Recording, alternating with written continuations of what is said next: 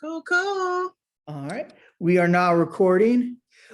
What's up, everybody? This is Shad with West Coast Styles. It is the evening of Thursday, April 15th, 2021, and I have the pleasure and privilege of speaking with CMG of the Conscious Daughters.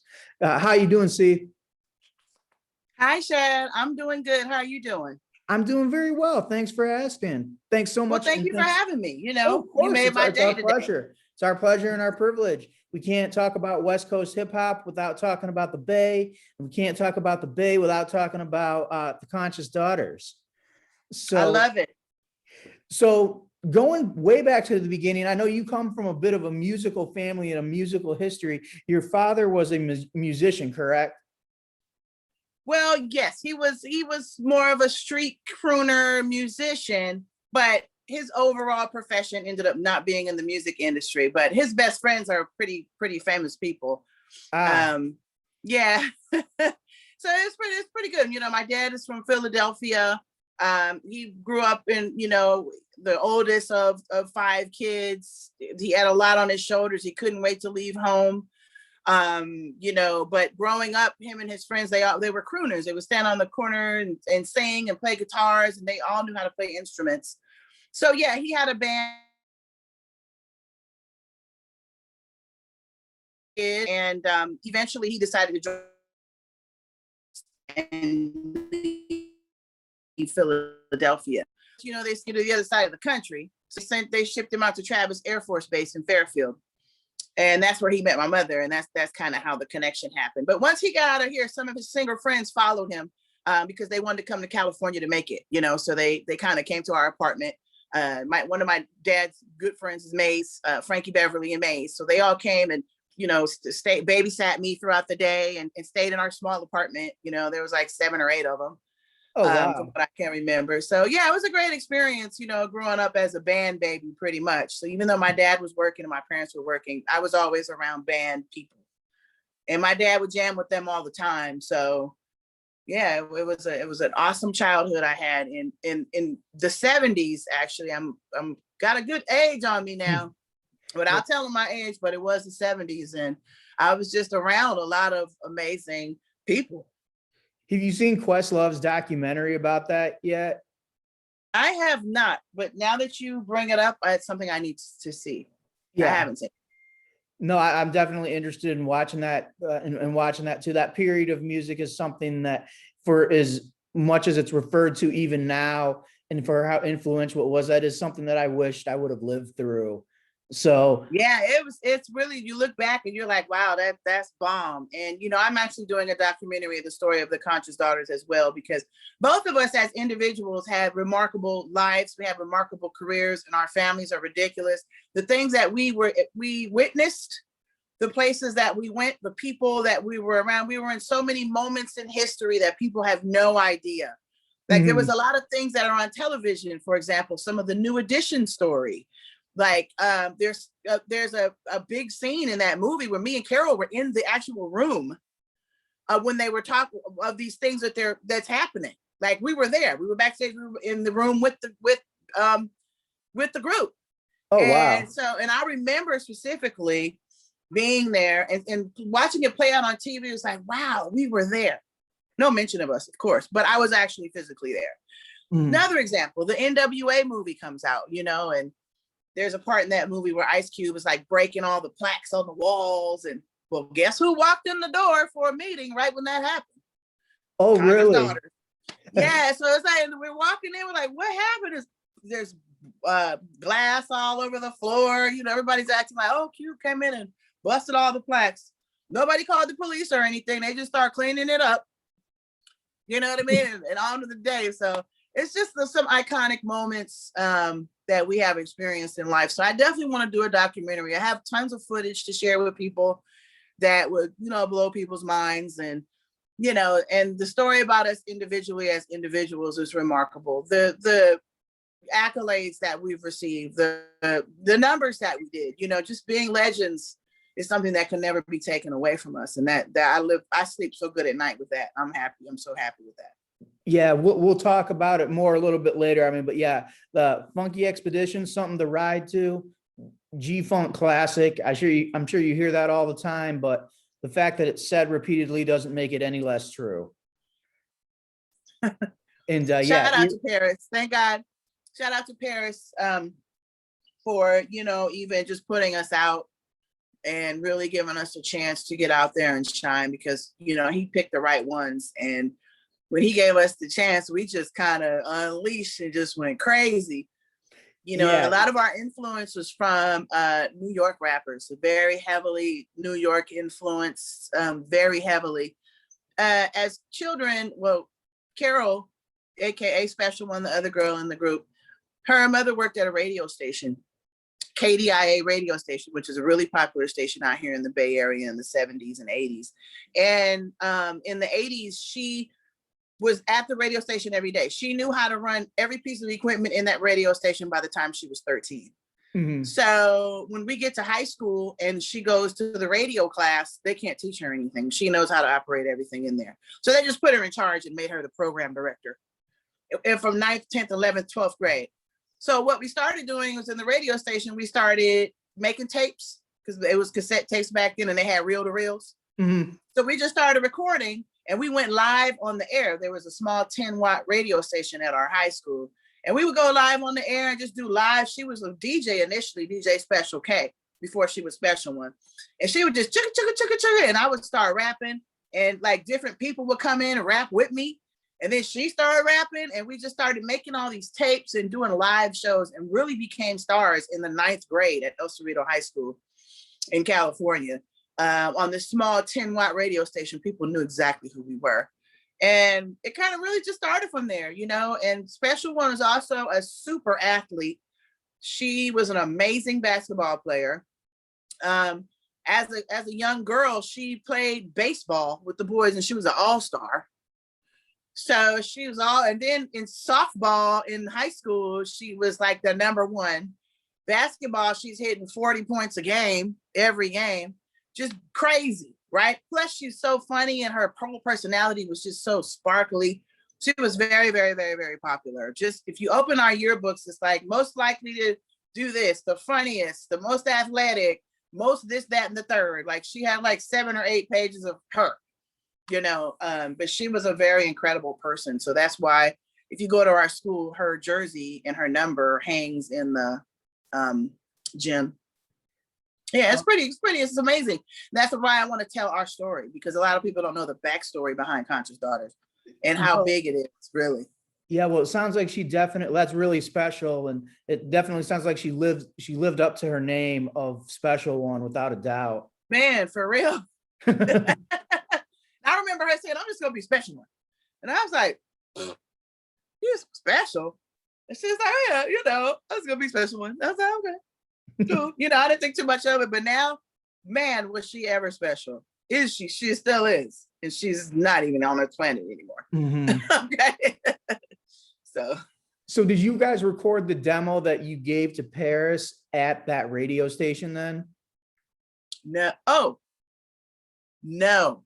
So what had happened was one of my friends had a boyfriend. Just when we actually recorded that demo just in like 12th grade, right out of high school, probably our first year. And one of my friends had a boyfriend who was like, well, I have my own record label and I have a studio. And so we kind of went over there and started recording in studios outside of that. This was after the demo for Paris came after high school, after we got out of that facility.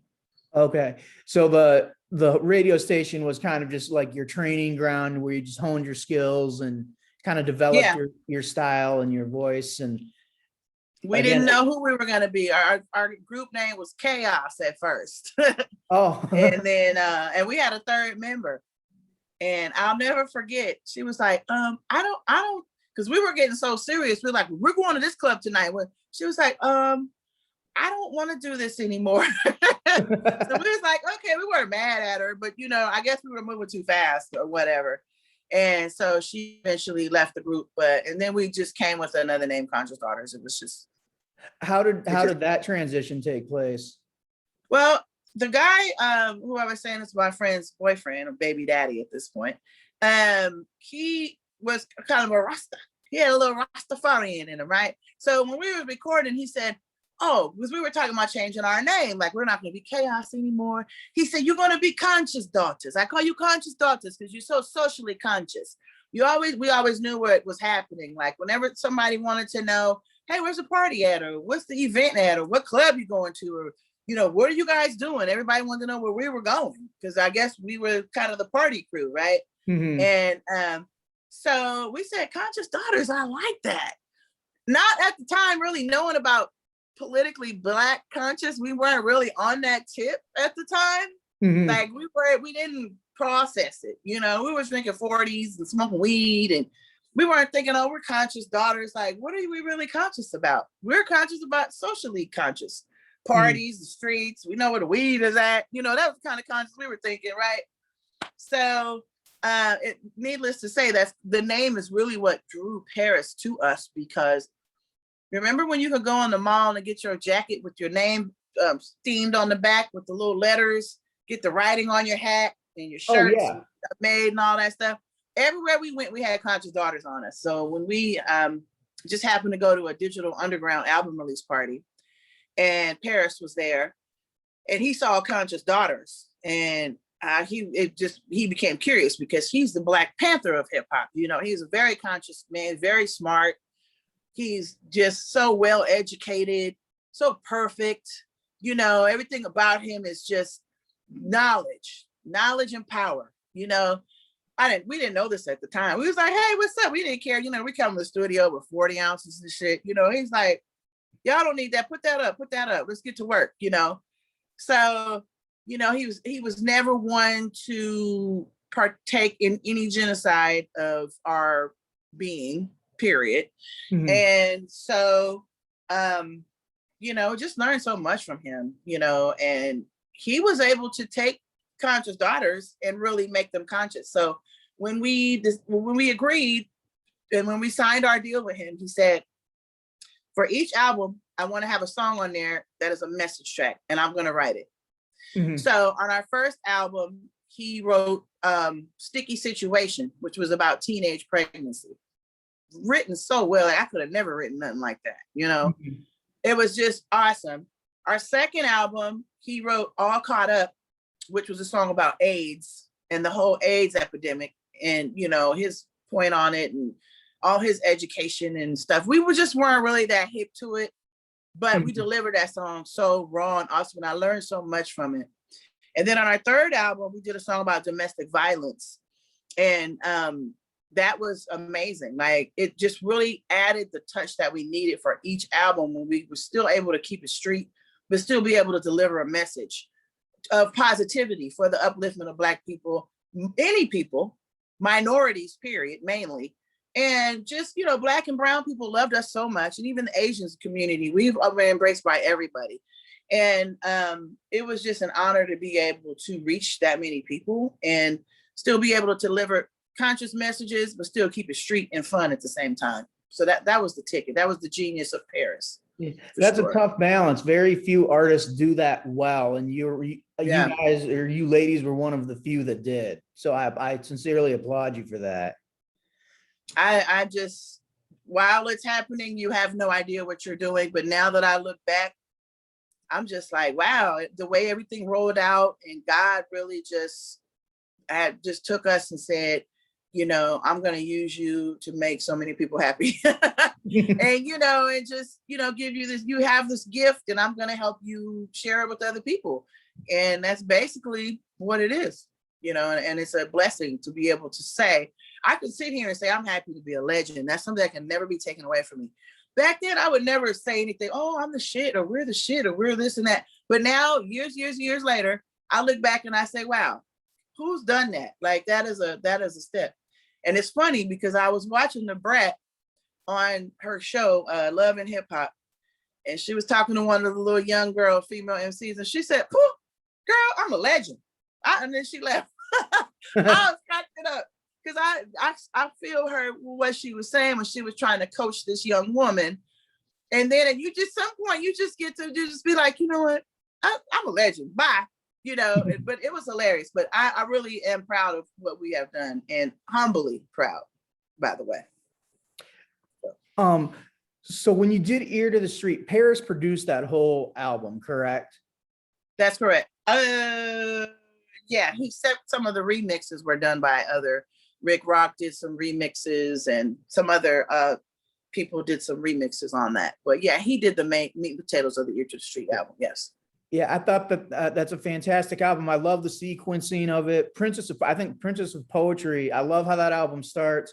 Just very lyrical, no nonsense, straightforward. Can you talk about the creation of that song? Oh yeah, that song is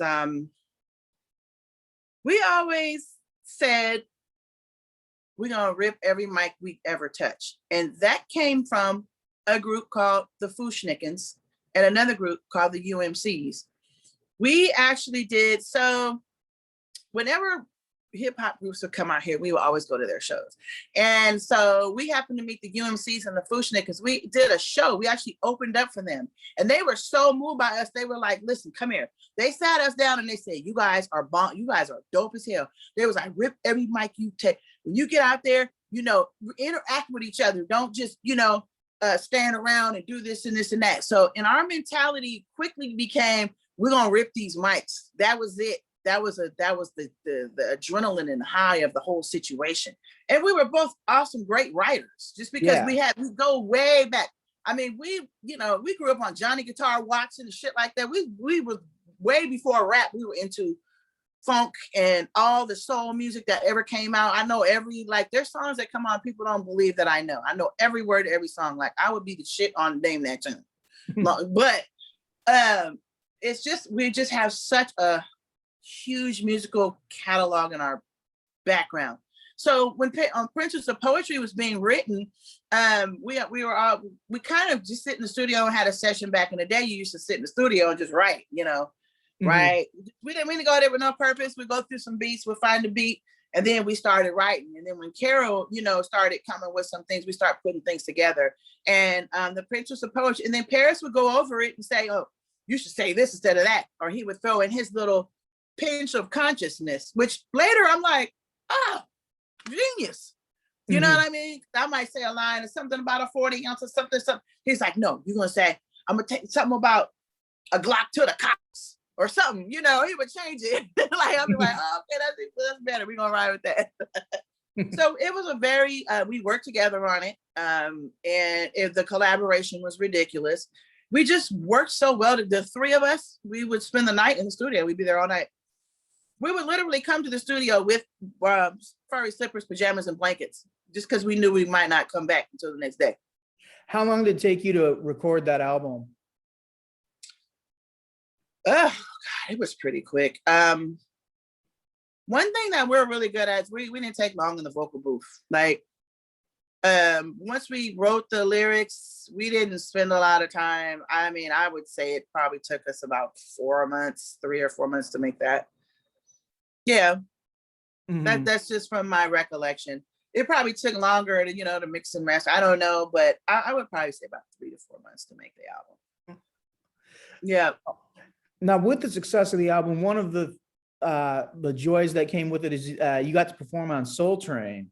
What was that experience like? Wow, I was amazed. I was like, oh my God, we're going to Soul Train. I remember being in the car. We were like, where is it? We were in the limo. They sent a car to come pick us up. We were like, we're getting a limo. We're going to Soul Train. We didn't have cell phones, right? So we were calling before we left the hotel. We're going to Soul Train. But when we got there, it was just, in Burbank, this little warehouse studio looking situation. And we walk in there, and the first thing I noticed is it's hella small. Like, it looks so big on TV. And then they had, the dancers were there. I swear it was about 30 dancers. On TV, it looked like it's hundreds of people in there dancing. It just really wasn't. It's just the way they pan the cameras. And But as soon as we get there, we go to our dressing room, and then boop, there's Teddy Riley and Blackstreet, because they were on the same episode. And then boop, down the next one was another group. I can't think of who it is. Oh my God. Another group, not Bobby Brown. It was somebody else that was there. We were like, oh my So we immediately just got fanned out, and we were like, "This is our hotel." They had food for us and everything. It was a great experience. And then when they came on and it was time to lip sync, that was a little weird because we don't like that was weird. We weren't used to that because where we come from, people just throw the mic at you and say "bust a rhyme." Straight up out the gutter, I rock like old school Adidas with no laces. You got to come with something, or throw your hands in the air. You got to do something. You got to rock the crowd, right? So then we got up there and just lip syncing. I remember thinking, well, we weren't really lip syncing. We were kind of saying it, but they were saying not to say it too loud because they are still recording, right? So I was like, oh shit. So I look back and I'd be like, dang, we look kind of stupid. We're just standing there rocking back and forth till we roll deep and lip syncing. It was the greatest experience. I don't care. But you know how you look at yourself and you be like, dang, why'd I wear that? Yeah. Nope, it's just living in the moment. It was the gangster era, you know, when the girls started wearing the baggy clothes and all that stuff. Around the same time, Escape was doing the same thing. We had our little rags on and stuff like that. You know, it is what it is. But damn, then now we look corny, right? Can you please talk about the making of arguably your most famous record, Something to Ride To? Yeah. That was the brainchild of me, CMG. We spent a lot of time cruising.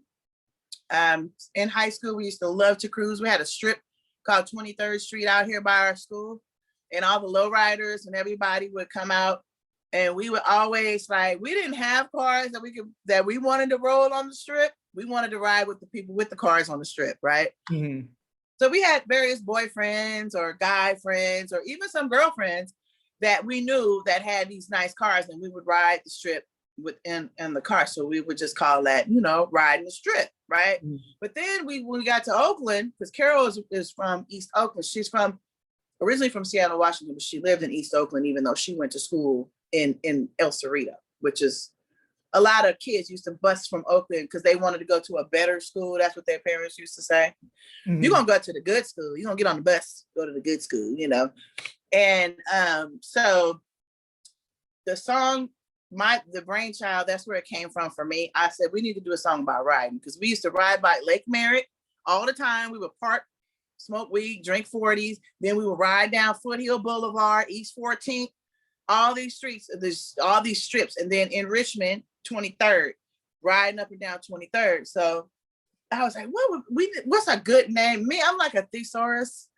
I would always try to look for another word, right? So I'm like, we gotta do something for what's a good riding adventure? What's a good? We want to make it like an adventure. And I started writing up the song, and then I thought, actually, Carol started with the song, and then I started writing my verse. We didn't name the song yet, but I knew it was a writing song because it was my idea. That's what we're gonna write about. But then Expedition just came in my mind. It was I know what it was. There was a show on TV, Channel 2. It was called Space Expedition. That's where I got that from. And it used to come on Saturday mornings. And I remember I said Expedition. And then I thought, I don't know, Funky Expedition just popped in my mind. And then when we met again, the three of us, I wrote it down and I took it back. They were like, that's it. Something to ride to. Because we kept saying something to ride to at the end. So Paris added that on to the song, right? Funky Expedition, something to ride to. And that's how the song was made. So, that's awesome. Yeah. That and probably some gin and juice and some weed mixed in there. It's all good. Was there ever any apprehension working with Paris because of the controversy that he encountered for the content that his music contained at all? Because obviously I know Tommy Boy dropped him for some of his political stuff, and you know it got kind of heated for a second. Yeah, and the fact that he punched out the CEO probably could, because they were just dogging him out. that was an ass whooping, well deserved. But anyway, so there was a time that he was on the flight. What do they call it? He did an album cover of him on the White House holding a gun like this and standing on the side, and Sleeping with the Enemy was the name of the album. And at that time we were touring. He wasn't, but we were. And we met up with him, or we had a call or something, and he was like, man, he said, you know, I'm on the fucking FBI watch list and the no-fly list. Like, if he's on the watch list. I don't know how he got notified of that, but he was like, because they think he might be a threat to the president. Mm-hmm. Well, you think you took a picture on the damn White House stairs with the gun. And so that's kind of how that happened. But we managed to, it didn't really affect us much. There were some articles that came out and things about it that he, you know, dealt with. But he always had a great response. And I just really think we kind of strayed away from that a little bit. We were traveling heavily at that time. So we really weren't around him that much. And every once in a while, somebody would ask us about it, but it never really affected anything that we had. It didn't really get that serious, Mm-hmm. you know, and I think that, I don't know if he's still on that list or not, but he's no threat. He's only, you know, a threat for knowledge and you know, uplifting our community, if anything. So.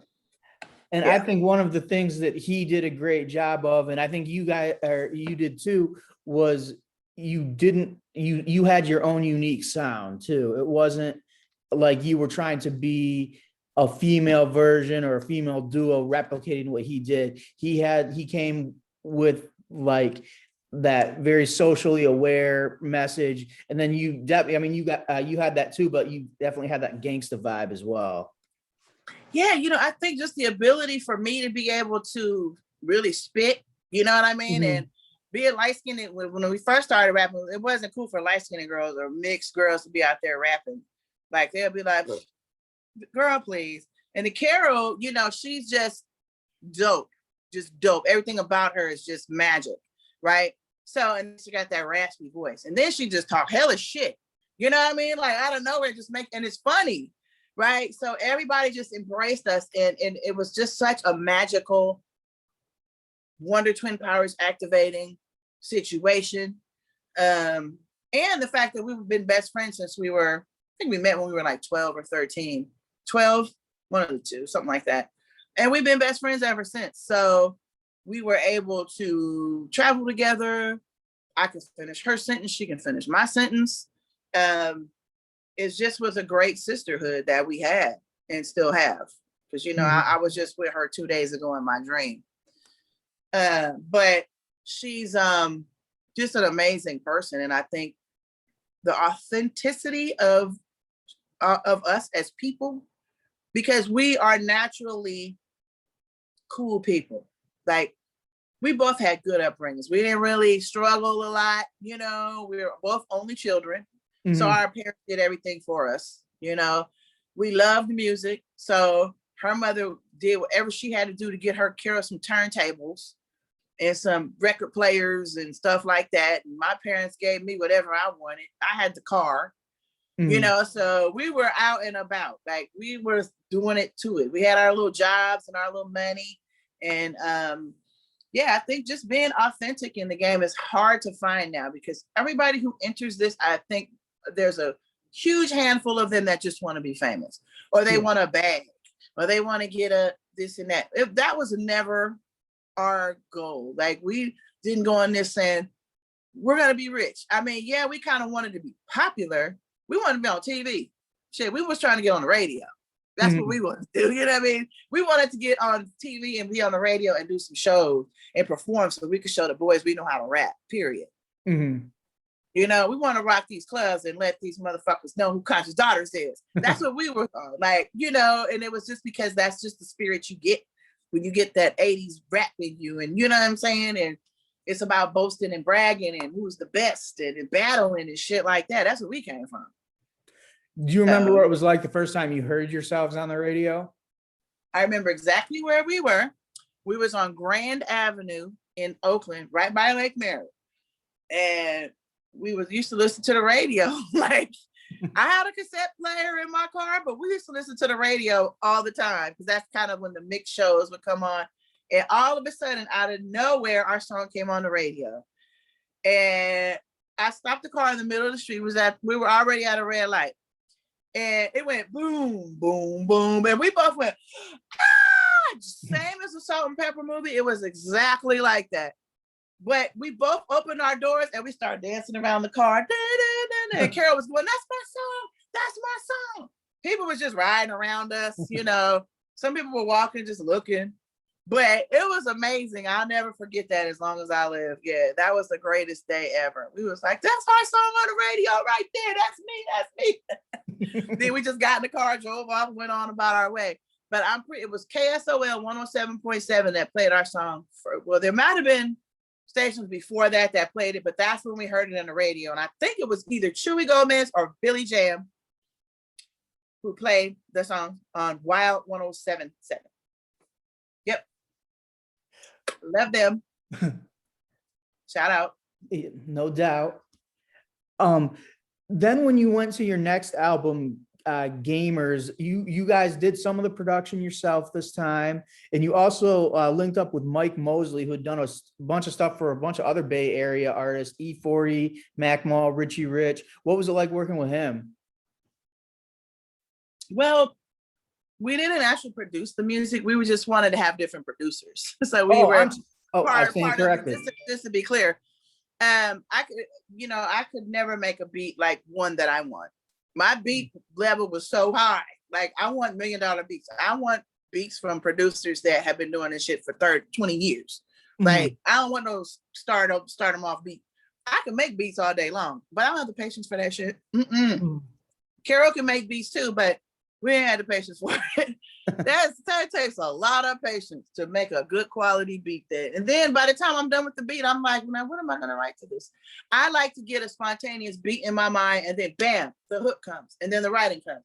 I don't have the skill to do it all together. I probably could have developed that, but I never want to be a producer, right? So It was important for us to pick some producers. And Mike Mosley was working with Tupac and working on some stuff at the time, and he was definitely one of the people that we wanted to work with. Him and Sam Bostic, who came through with the Gamer song. Rick Rock, we worked with Rick Rock. He was also a mentor of a mentee of our manager, Scott Gordon, and we definitely want to put him on. He has some dope ass beats. And, we worked with Studio Tone, and just everybody who came in and did production for us was amazing. I just wish we had like a little more. Like, I feel like we weren't really done. Napster came and took us out early. You know what I'm saying? Like, Napster came out and all the record labels shut down. It was like, we ain't doing nothing until we figure out what the fuck this MP3 shit is and how people are stealing all our music. And then that was like the last time we did a really good quality album. It was, after that, it was kind of hard to really rebound from that. A lot of people got lost in that. All the Priority Records roster, was gone pretty much. So yeah, it was a lot. But working with the different producers was everything, because we were able to take more control. Okay. So, that album did pretty good too. So I was gonna say, yeah, that album's not half bad by any means. And I like how Gamers is a reference. Now and this is something I may be I need some clarification on, like the production thing. What did you do you had something to do with like you tested the original Tetris, right? Oh yeah. So, right. No, well, okay. So quick version. So right out of high school, my parents expect me to go to college. Of course I'm still, Carol too. She was supposed to go to college too. Cheryl Miller was gonna recruit her to UCLA to play basketball, because she was so dope. She got injured in 12th grade and she didn't get that scholarship. So at the same time, I just went to junior college, and I went to college. I said, blah, blah, blah, blah. All I like is my computer class, right? So I decided, I went to the computer class. It was a Fortran programming class. Loved it. My father taught me programming early. My daddy had one of the first computers ever out. He's an early adopter of everything, right? He had a monochrome computer. He had an Apple II GS. He had a Commodore 64, whatever you can think of. He had all that shit. And he taught me very early. So from the computer class that I liked, I said, you know what? I'm going to drop out of college, but I'm going to go to the computer school and learn computers so I can get certified to get me a good job. Back in the day, get me a little good job doing computers. Ding, ding, ding. So I went to the school, And, I was like, this $5,000, how am I ever going to pay this back?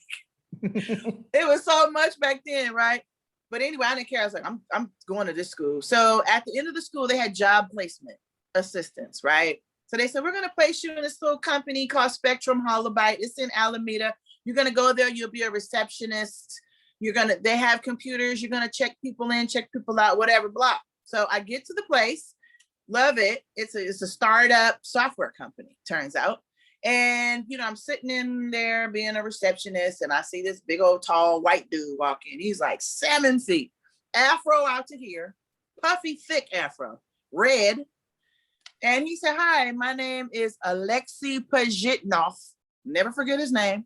And I have a meeting with your CEO to talk about my new game, Tetris. He had an idea for a game called Tetris. So how I ended up on the development team for that was I started off as a receptionist, and I quit because it was a small startup, and we got this game Tetris, and everybody had to wear different hats. So I became the game tester. Then from there, I moved into product support. I started helping, once we started selling the game, I started helping people. They want to get through it. Like if your disc didn't work, you would call me and I would get you a new one. Or if you needed help, I walk you through it. That type of shit. It was like a product support thing. Mm-hmm. And so that's how I ended up on the original development team for the first version of Tetris, which is in the history books. So Carla Green is a Tetris developer. Now, this is when it was disc-based. So eventually it was bought and bought and bought and bought.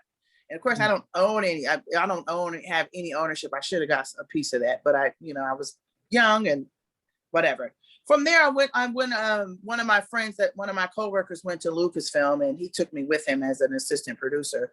So I ended up working for George Lucas after that and producing several of the Lucasfilm games. Indiana assistant producer, Indiana Jones and Last Crusade. Worked on the Star Wars games. Zach McCracken and the Mind Business. Several different games, and I'm also a game character. So they drew my face in as a game character, Carla the Swordmaster. So I do have some. I'm a Lucasfilm alumni, so whenever they have big parties, I'm invited in the special VIP section, which is awesome. So it's like I've done some things in life, and I'm so damn blessed and so grateful that I got early stock in these companies. I got I didn't know nothing about it, but thank God, because some of that shit I forgot I had. Yeah.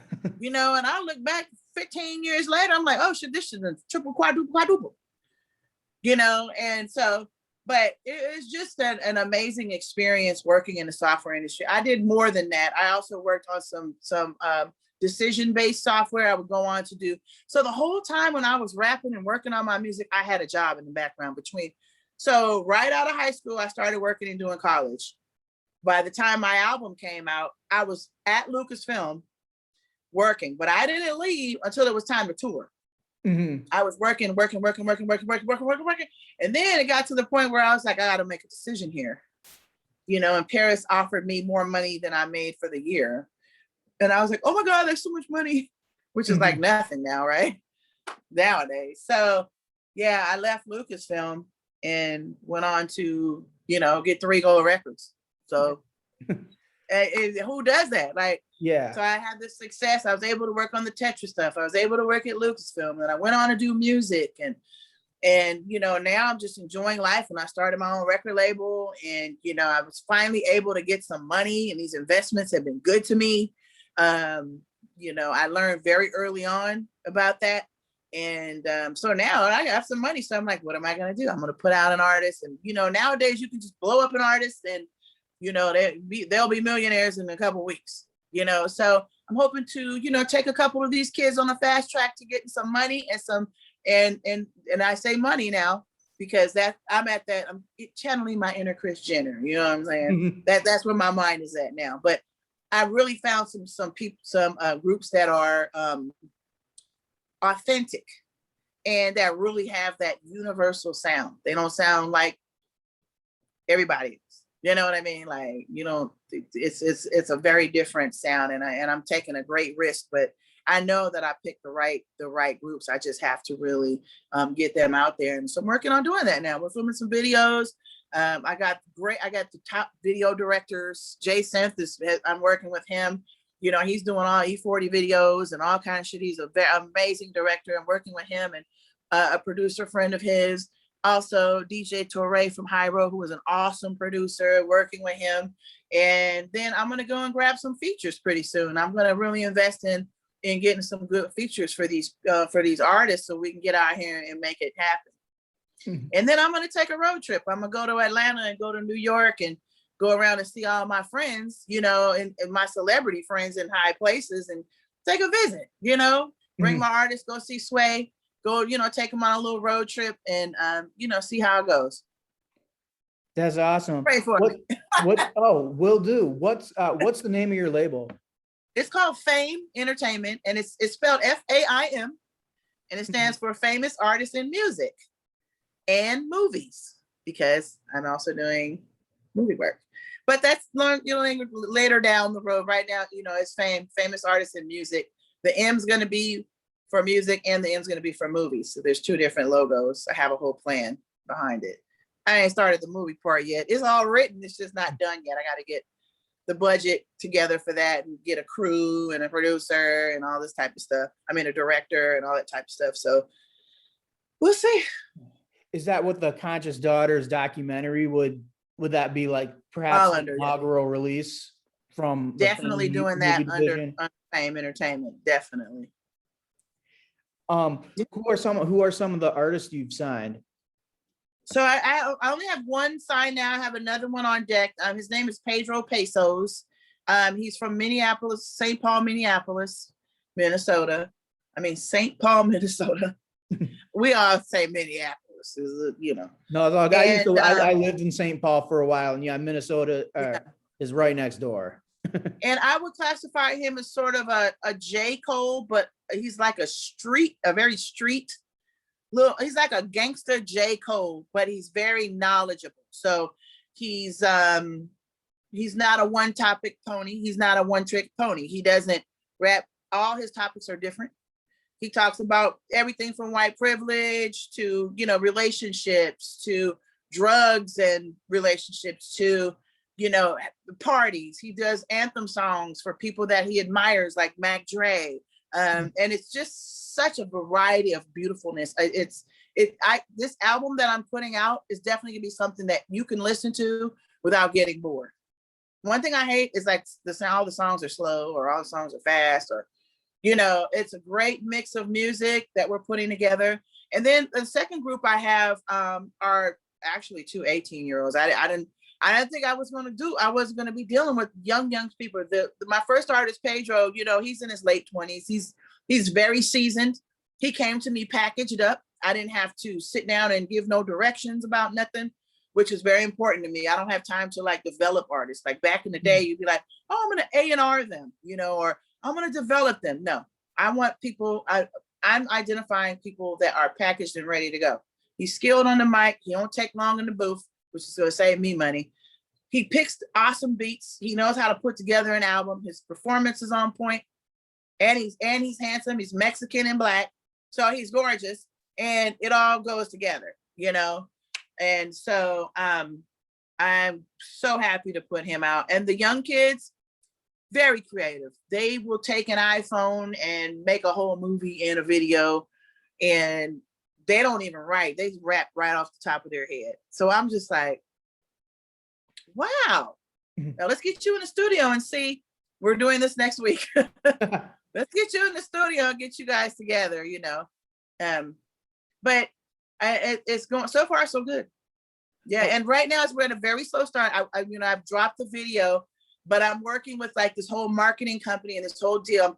Right now I'm collecting all of the products, and we're just getting it all lined up so that we can do this whole tour and, you know, performance stuff and all these interviews and everything that'll be coming up in the summer, in the late summer. They'll be very active. Right now, we're just recording and kind of collecting things and putting out a couple. Yeah, I saw the Amex Club video. Yeah, just a teaser. Yeah.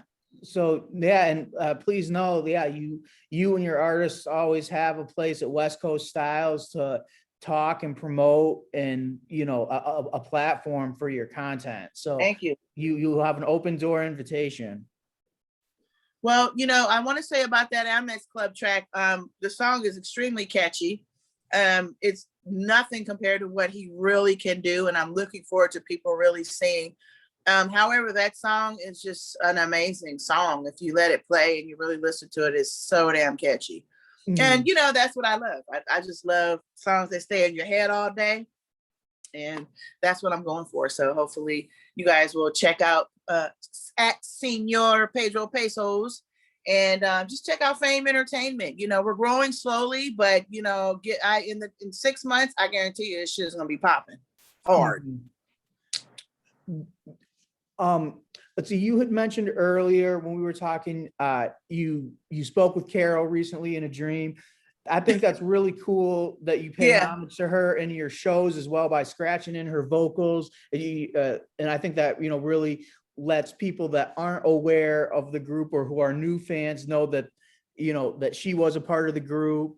And then it's just a great way to pay homage to. How did you come up with that idea to do that, as opposed to, say, have the crowd sing her lyrics or just have you sing them? How did all that come together? Well, there's really no replacing her. So I thought it would be good to just do kind of short versions of the songs, and then have DeAndroid, who's the DJ that I work with most of the time, Diane Medina, just, scratch her vocals. And, I utilize some of her freestyles and include them in my set. I haven't been performing a lot lately, obviously, because of the pandemic, but I do plan on doing some, a couple more old school shows. I still get called for those, and I'm good for 2 songs, 10, 15, 10 minutes, 10, 12 minutes, right? And, but when I bring the DJ, it really keeps the flavor of what Conscious Daughter stands for there. It's just raw hip hop.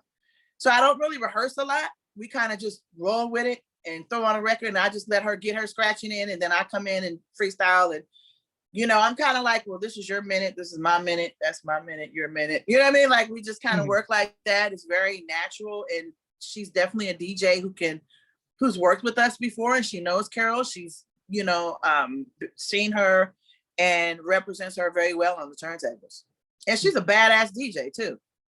Like, and DJ Pam, the funkstress, who passed away as not too long ago as well, traveled with us on the road as well. And so I have a lot of good footage of her too that I want to include in the documentary, and pay homage to her at the same time going forward when I do shows.